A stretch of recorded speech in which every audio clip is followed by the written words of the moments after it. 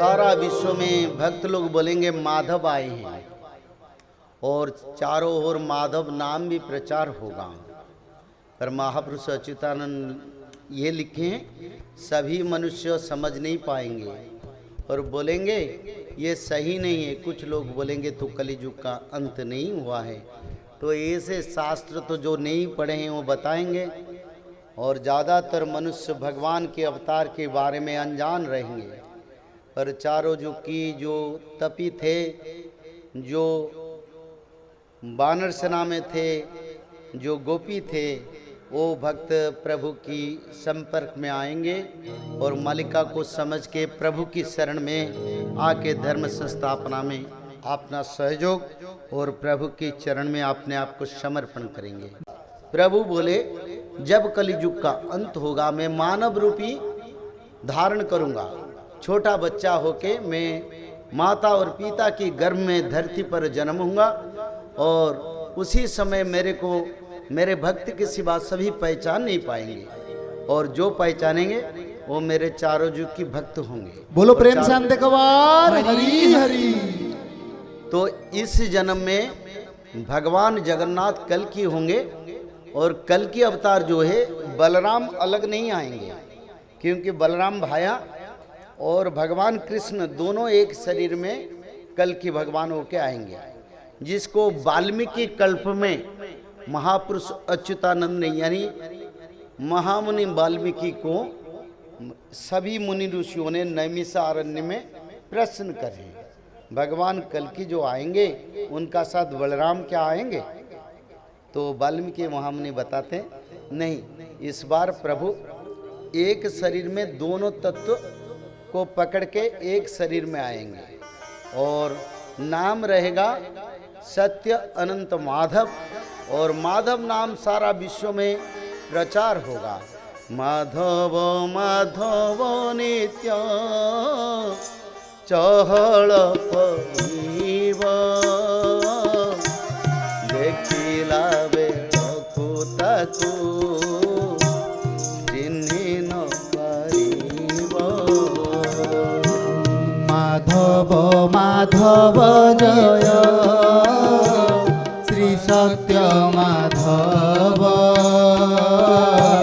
गोविंद गोविंद जय श्री राधे गोविंद। सरी गला लीला राम हरि हरि घोष पदार बिंदरे जाई शरण गोपस। माधव माधव जय श्री सत्य माधव गोविंद गोविंद जय श्री राधे गोविंद। बोले जगन्नाथ स्वामी की जय। सारा विश्व में भक्त लोग बोलेंगे माधव आए हैं और चारों ओर माधव नाम भी प्रचार होगा। पर महापुरुष अच्युतानंद ये लिखे हैं, सभी मनुष्य समझ नहीं पाएंगे और बोलेंगे ये सही नहीं है। कुछ लोग बोलेंगे तो कलियुग का अंत नहीं हुआ है। तो ऐसे शास्त्र तो जो नहीं पढ़े हैं वो बताएंगे और ज़्यादातर मनुष्य भगवान के अवतार के बारे में अनजान रहेंगे। पर चारों जो तपी थे, जो वानर सेना में थे, जो गोपी थे, वो भक्त प्रभु की संपर्क में आएंगे और मालिका को समझ के प्रभु की शरण में आके धर्म संस्थापना में अपना सहयोग और प्रभु की चरण में अपने आप को समर्पण करेंगे। बोलो प्रेम शांति कवार हरि हरि। तो ऐसे भगवान कल्कि का मानव अवतार होगा।